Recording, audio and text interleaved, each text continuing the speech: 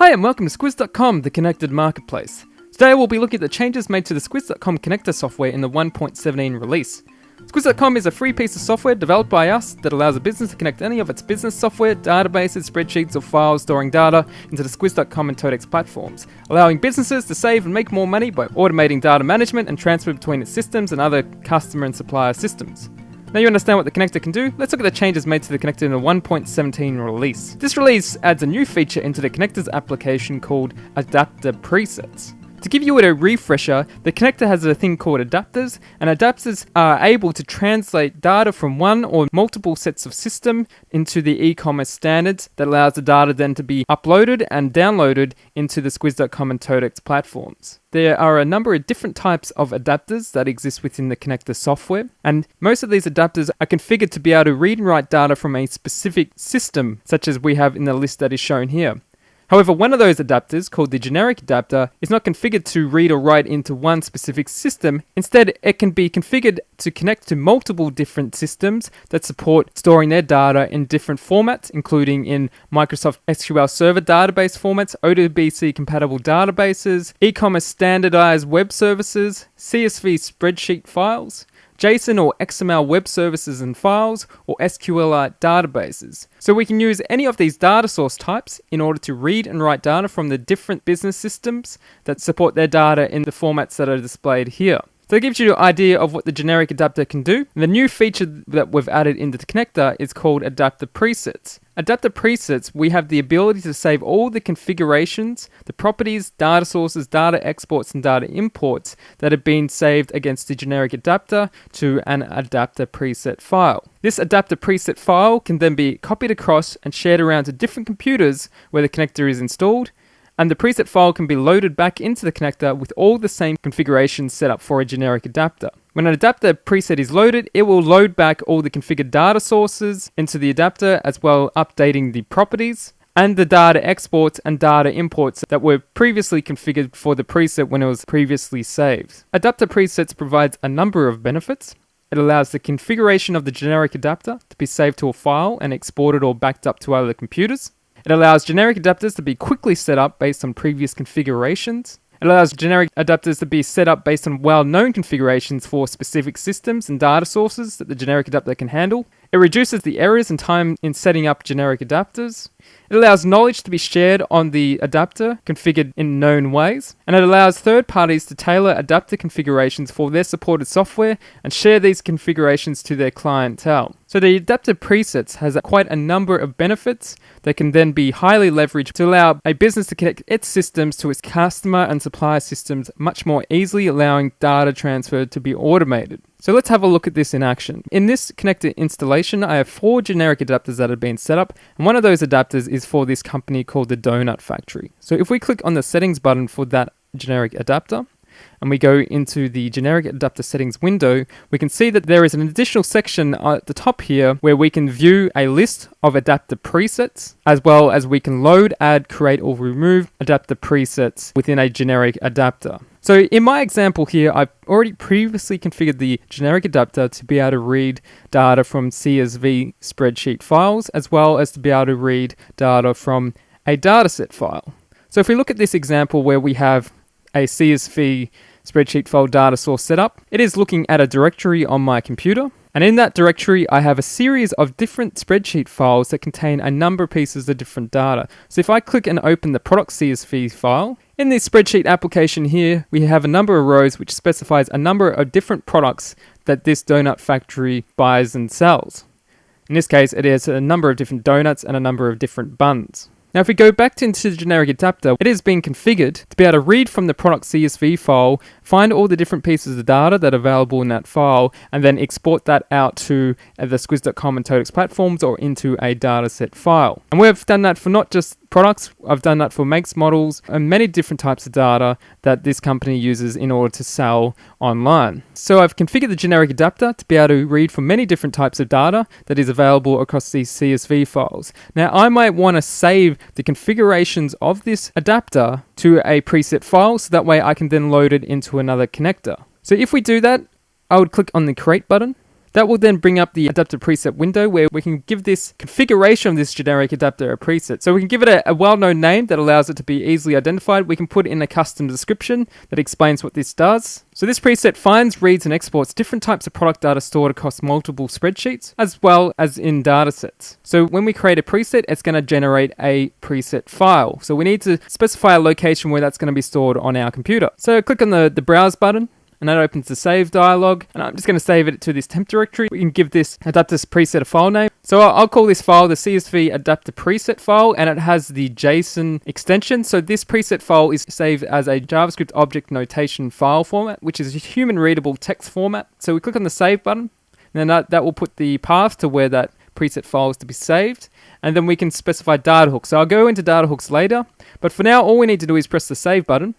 And what will happen is that all the configurations of the generic adapter, the data sources that have been set up, any of the properties that have been saved for the adapter, as well as any data exports that have been assigned to data sources to be able to read and write data, and all the configurations of the fields to the standards are all saved to the preset file. Now once that file is successfully being created, you'll notice that it now appears in the preset list.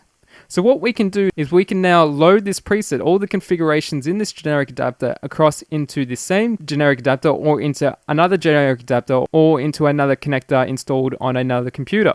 So let's take an example where we want to create another generic adapter, and let's just call it, and we'll just call this generic adapter spreadsheet product. So we add that to the connector. If at the bottom we can see our new adapter that has been created, if we click on the settings window, we can see that this new generic adapter has no configurations or no data sources set up, and there's no data export set up as well. So what we can do is we can select our CSV spreadsheet preset that we created earlier, and we can click on the load button. Now we'll receive a dialog saying, do we want to overwrite and modify the configurations of this adapter? Because we've made no changes, there's no issue here. So we click the yes button, and if all is successful and we click the OK, you can now see the previous configuration set up in the other generic adapter have now been made available to our new generic adapter here. So we don't have to set up all the dataset files again. We don't have to set up the configurations. They're all saved. And if we go into the data exports, we can see that all the mappings to the fields from our spreadsheet files has already been created. This has enabled us to be able to quickly, easily configurations of the generic adapter across to other generic adapters. Now you'll notice that you can load in multiple presets into the one generic adapter. So if we load the same preset in again, and we'll click the yes button, you can see that now when it loads a preset, it adds additional data sources to the adapter. It never removes existing data sources. But in the data exports, it will override any changes made to the field definitions. If you've already set up in a generic adapter, that before you load in a preset, you want to be mindful if there are existing configurations that you want to keep before you load in a preset. Now, when the preset loads in, it will only make modifications to data exports that have been previously set up in the preset. When our preset was saved, there was no configuration set on where it can obtain location-based data from, so that was left to not set. So when we loaded it in, it did not change the configurations of that. You could load in many presets that could be controlled to configure a selected range of different data exports or data imports based on the kind of data that preset makes available.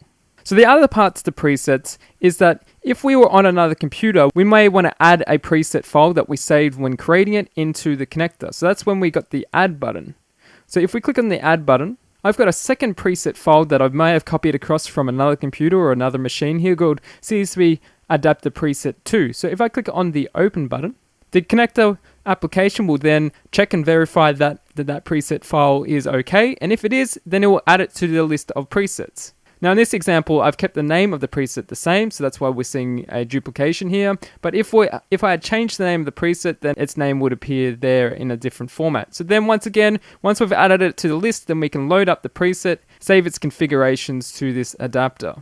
Now if we don't like that preset file, we can also remove it from the list of presets. If I select the preset and click the remove button, the preset no longer appears in the list. Now you'll note that when the connector is installed, already there's a list of presets that already appear in the generic adapters list. So already we have a preset for the Squizz.com connector dataset, And if you've watched the 1.10 to 1.16 release videos, you know that the connector has the ability to manage data within the connector application through datasets. So what we can do is we can use these bundled presets, we call them, in order to load in configurations into our generic adapters. The one thing with these bundled presets is you can't remove them from the connector since they're bundled in to the installation. So if you tried to do that, you would get a receive an error.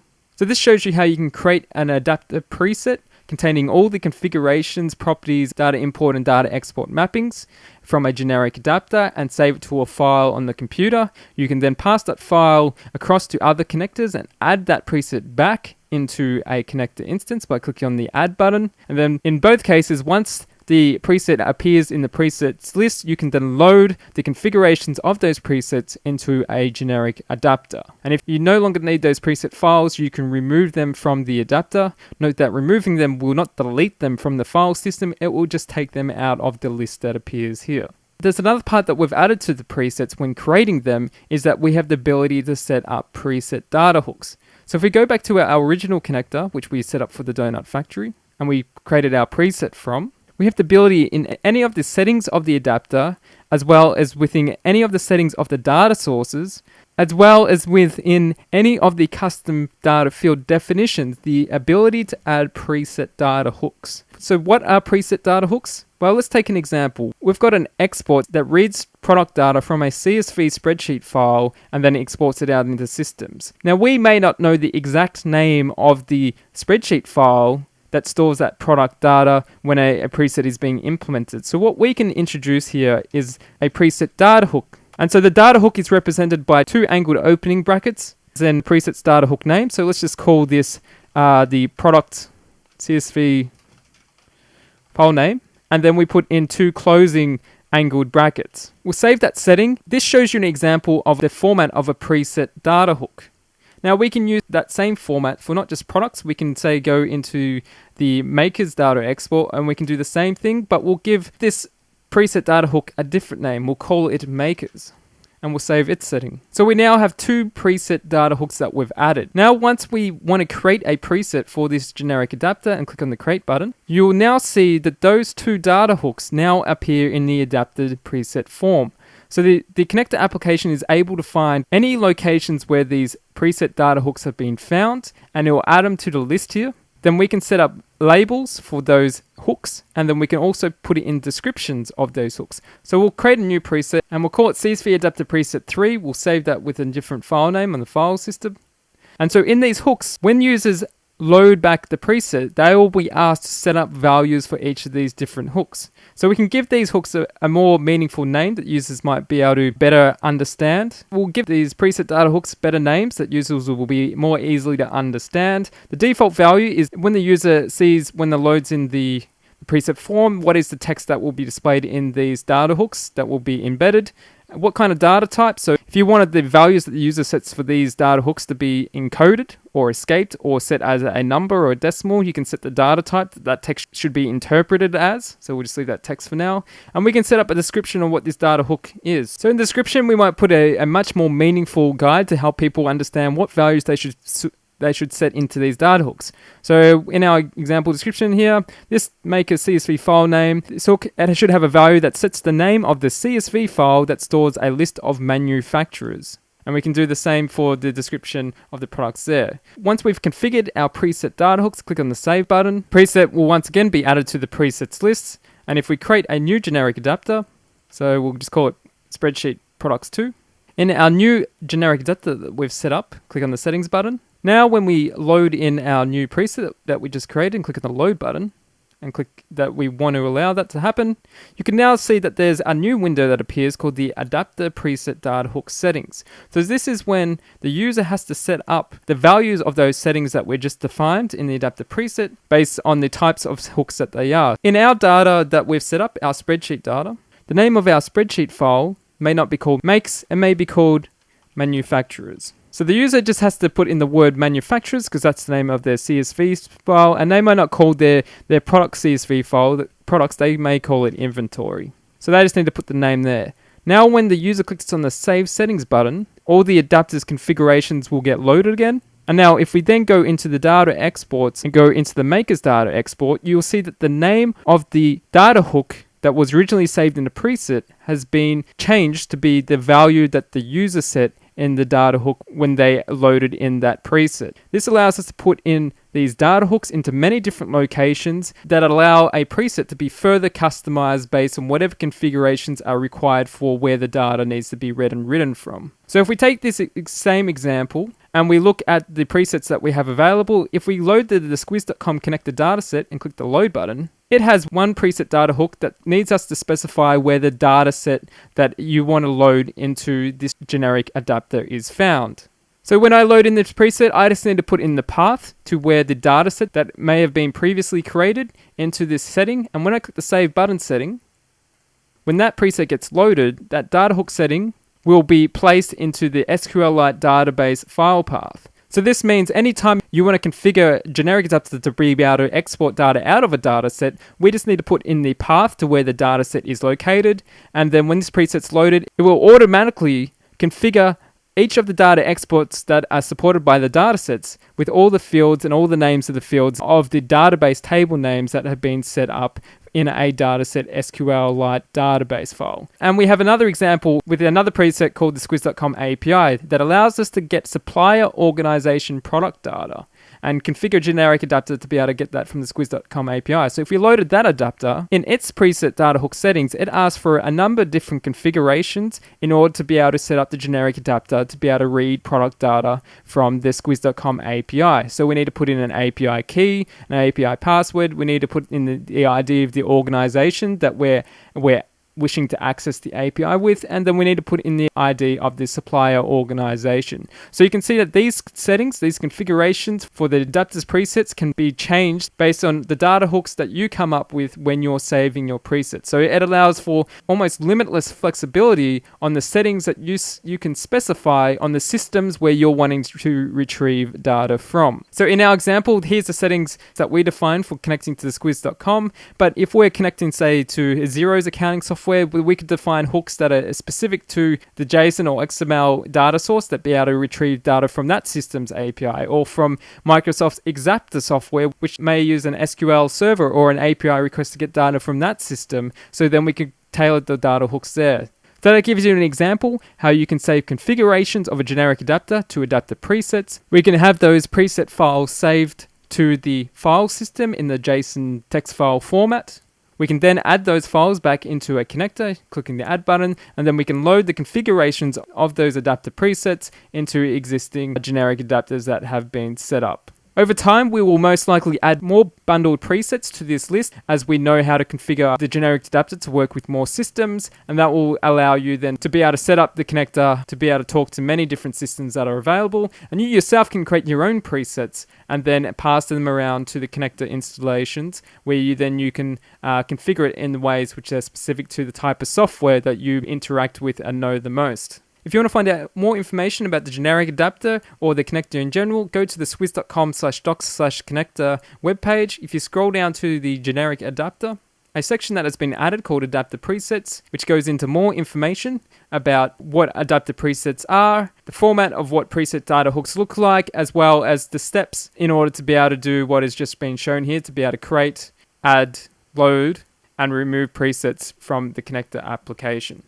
And if you've got any more questions, you can always go to squizz.com, go to the profile page, click on the feeds, and in the help and advice using squizz.com, you can post any questions or comments you have there, as well as on the YouTube video page if you wish. And for all other changes, you can also go back to the homepage of the connector documentation where you can see links to all the other videos on the changes we've made to the connector software.